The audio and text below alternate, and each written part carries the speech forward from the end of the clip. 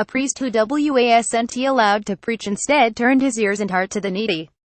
Now, decades after his death, Solanus Casey is on a path to sainthood, celebrated as an incredibly humble man who brought people to God. Father Solanus, as he was known, will be beatified Saturday at a mass attended by 65,000 people at a stadium in Detroit where he spent much of his ministry.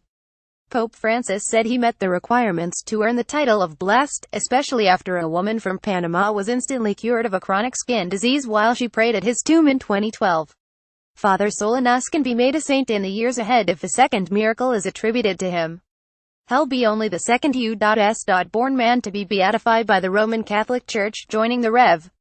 Stanley Rothard, a priest killed in Guatemala's Civil War, who was beatified in Oklahoma in September. One U.S. born woman has been beatified and 2 others have been declared saints. It's a great event, Archbishop Alan Vigneron, who leads the Southeastern Michigan Church, said of the honor for Father Solanus. It's hard to communicate how vivid and real the presence of Father is to our community. Even 60 years after his death, people don't say, "I'm going to Father's tomb," Vigneron told the Associated Press. They say, "I'm going to talk to Father." Father Solanus, a native of Oak Grove, Wisconsin, joined the Capuchin religious order in Detroit in 1897 and was ordained a priest 7 years later. But there were conditions because of academic struggles. He was prohibited from giving homilies at Mass and couldn't hear confessions. He accepted it, said the Rev. Martin Pabel, 86, a fellow Capuchin. He believed whatever God wants, that's what he would do. He served for 20 years in New York City and nearby Yonkers before the Capuchins transferred him back to the St. Bonaventure Monastery in Detroit in 1924.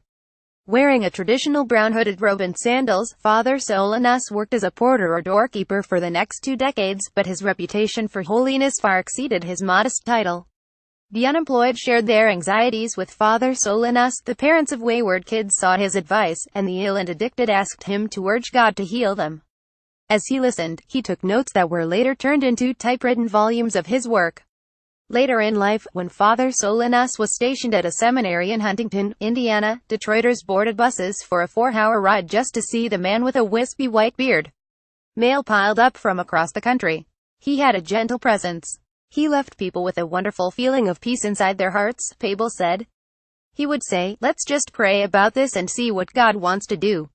Some people were not healed. He told them to bear their problems with God's help. Father Solanus, who died in 1957, also co-founded the Capuchin Soup Kitchen, which serves up to 2,000 meals a day to Detroit's poor. The Capuchins built a center that bears his name and explains his life story. The public is invited to pray and leave handwritten pleas atop his tomb.